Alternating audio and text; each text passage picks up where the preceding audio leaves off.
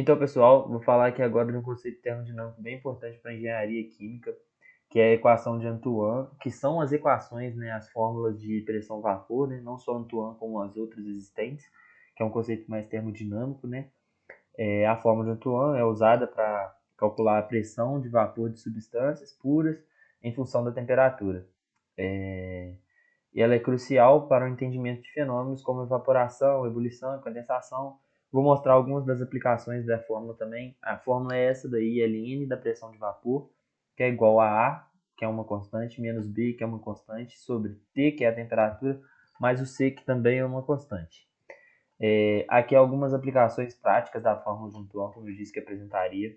Ela todas as fórmulas, né, que calculam pressão-vapor são bem importantes para a gente ter essa noção aí da destilação, da refrigeração, da segurança industrial, do controle ambiental. Então, ela pode ser dada, né, a gente faz o cálculo da pressão-vapor para evitar, principalmente na segurança, né, para a gente evitar também fazer construções desnecessárias, quando for fazer uma torre de destilação e tudo mais. Aqui na tabela vocês podem notar que temos alguns elementos, né? Acetona, ácido acético, benzeno.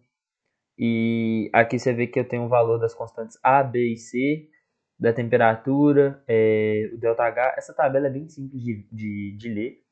É válido ressaltar que para essa tabela, Antoine ele é retornado em kPa, né, em kilopascal. Mas é isso, né? Em resumo, a fórmula de Antoine é justificada por sua simplicidade, né, que ela é uma das mais utilizadas para cálculo de pressão de vapor. Tem uma precisão e ampla amplicidade em diversas áreas industriais e científicas, sendo crucial para análise e controle de processos que envolvem mudanças de fase de substância. Então, é muito importante na termodinâmica. E aqui também trouxe algumas outras fórmulas, outros métodos de calcular a pressão-vapor.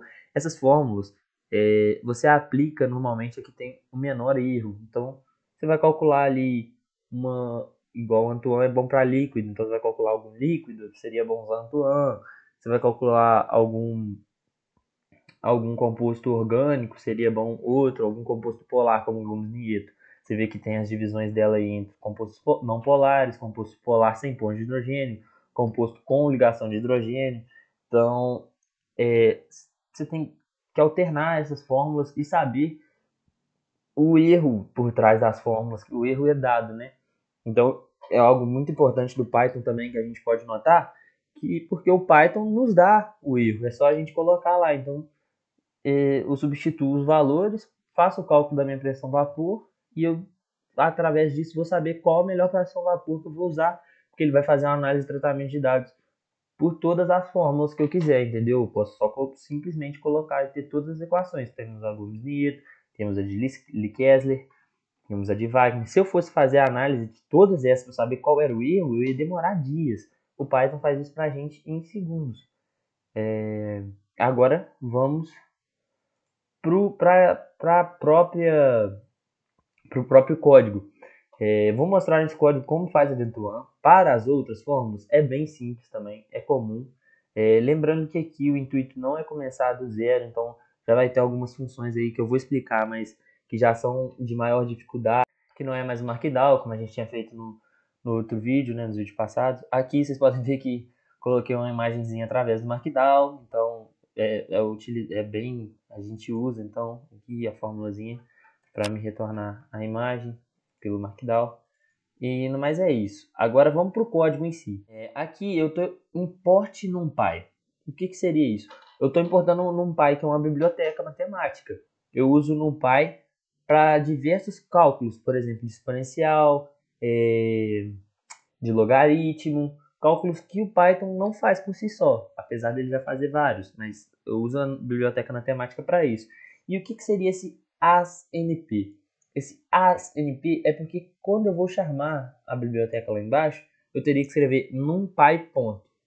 Só que, como a gente quer facilidade, então eu escrevo np, ASNP, que aí quando eu for chamar a numpy lá embaixo, eu só escrevo np ponto.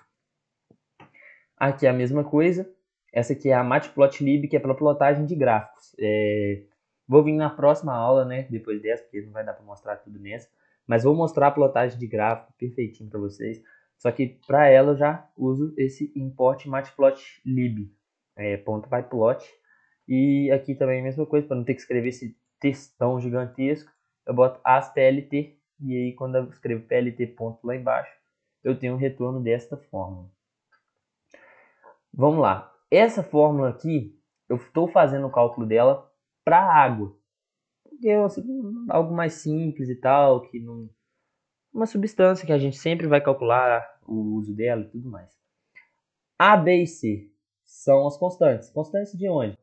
Daquelas tiradas daqui da tabela. O A, o B e o C. Eu vim aqui, procurei água. Nessa aqui, como é só um pedaço da tabela, eu acho que não vai ter água, não vai ter. Mas então, eu procurei lá e peguei as constantes. Ok. Retornando à fórmula, peguei as constantes e coloquei aqui. Intervalo de temperaturas. O que eu quero? Lembrem também que a fórmula ela é a seguinte. A fórmula é isso aqui. E a pressão vapor ela está em função de T o tempo inteiro na fórmula. Então, eu preciso, para fazer uma análise de tratamento de dados, variar o que? Eu posso variar o T e eu descubro inúmeros outros tipos de pressão de vapor. Outros tipos de temperatura, a água vai mudar a sua pressão vapor, sua pressão de saturação. Então, a gente pode olhar. Então, eu coloco aqui vários T's para fazer uma análise boa. Então, aqui tem 1, 2, 3, 4, 5, 6, 7, 8, 9, 10, 11, 12, 13 T's nessa coisinha aqui. 13 tipos de temperatura diferentes, que vai ser o que vai variar lá embaixo. E aqui embaixo eu faço o quê? Eu coloco um T maiúsculo igual a np ponto, que eu chamei a biblioteca NumPy, para ela me fazer esse array. O array NumPy, ele serve para transformar isso aqui num vetorzinho, numa matriz. Então ele vai tirar as vírgulas ali e eu vou ter... Porque isso aqui está em forma de lista. Isso aqui está em forma de lista e eu vou transformar em fórmula de conta para eu poder utilizar na minha conta. Então eu crio um array NumPy aqui e com um tzinho dentro para me retornar o tzão aqui, o T maiúsculo. Aí o que eu faço aqui embaixo? Eu vou definir psat. Com qual variável? T. T grande já, porque eu tenho esses aqui para fazer a conta. E trago o meu retorno. Qual que vai ser meu retorno? Vai ser a fórmula que eu preciso para que calcule a pressão vapor. Só que o que acontece? O Python, aqui até agora a gente não aprendeu também o solve, né? Porque pelo solve daria para resolver. Mas a fórmula ela é como? A fórmula é assim, ó. Né? Deixa eu voltar aqui. A fórmula é assim, ó. Então, o que isso dificulta para a gente? Esse ln. Esse ln aqui, se eu colocar somente essa conta aqui, eu vou ter um retorno só disso daqui. E eu vou ter o ln da pressão vapor do lado de cá. Porém, o que eu quero é a pressão vapor unicamente. Então, o que eu faço? Eu vou lá e vou retirar esse ln daqui. Para isso, eu jogo a exponencial dos dois lados. Então, exponencial aqui, exponencial do ln de P vapor, fica só pressão de vapor. Que é igual a exponencial disso tudo aqui, de A menos B sobre T mais C. Eu volto aqui no meu código e faço isso. Então, o que eu faço? Eu peço o retorno da fórmula, chamo NumPy de novo, para ele calcular a exponencial para mim. Então, eu coloco NumPy ponto exponencial. Veja, perceba que quando eu chamo NumPy, a cor aqui muda. Ela fica um azulzinho, a cor da programação, do código. Isso mostra que esse código aqui, esse EXP, né, de exponencial, está dentro da biblioteca NumPy. Então, eu estou coletando dado, fazendo que a biblioteca calcule para mim. Então, NumPy.exponencial e coloco a fórmula. A menos B sobre T mais C. Divido por 100. Por que eu divido por 100? Lembra que o seguinte, a minha fórmula e a tabela de onde eu estou tirando me retorna em kPa. Então, onde eu tirei a constante A, B e C, me tem o retorno em kPa, em kilopascal. Só que o que eu quero? Eu quero que o meu retorno seja em bar. E nessa conversão de kPa para bar, basta eu dividir o resultado, o kPa, por 100. E aí eu tenho a minha resposta em bar. Então dessa fórmula aqui, eu vou ter o retorno de cada uma dessas temperaturas aqui, uma pressão vapor em bar, né? Porque eu dividi por 100. Então, fiquem muito atentos, principalmente quando forem criar seus códigos de outras fórmulas, as constantes que você está usando e as unidades de medida, porque muda, são fórmulas diferentes, são pessoas diferentes, são ideias diferentes. Então, sempre fique atento. Estou transformando para bar aqui. No seu código você pode deixar em KPA, se for o que você quer e tudo mais. Tá, vamos continuar. Então aqui, y igual a psat-t. Então, que é a variável, isso daqui seria o resultado da minha conta. Como eu tenho várias contas, vários tipos de temperatura, e o Array faz isso para mim, eu tenho várias contas, e tendo várias contas eu vou ter várias psats. Então eu chamo esse y de igual a psat para facilitar, porque eu vou explicar no próximo vídeo, mas para facilitar na hora de eu escrever lá nos gráficos, né, de plotar e tal, chamar mais fácil mesmo isso aqui. E o que eu faço aqui? Eu dou 2 prints, né? Print serve para mim ter a impressão daquilo que aconteceu. Então eu quero saber quais foram as pressões de saturação que foram calculadas para cada temperatura. Certo? Para mim saber isso, eu vou printar e vou ver lá embaixo. Então, quando eu printo aqui, o meu código me escreve aqui no retorno as temperaturas, porque vale ressaltar que eu printei temperatura e pressão de saturação. A parte entre aspas vai ser meu texto. Então, aqui embaixo vai estar escrito temperatura igual, que é o texto. A Tzão, que é isso daqui, que é o array. Então, olha como é que o array fica. 10, 20, 30, 40, 50, 60, 70, 80, 90, 100, 110, 120, 130.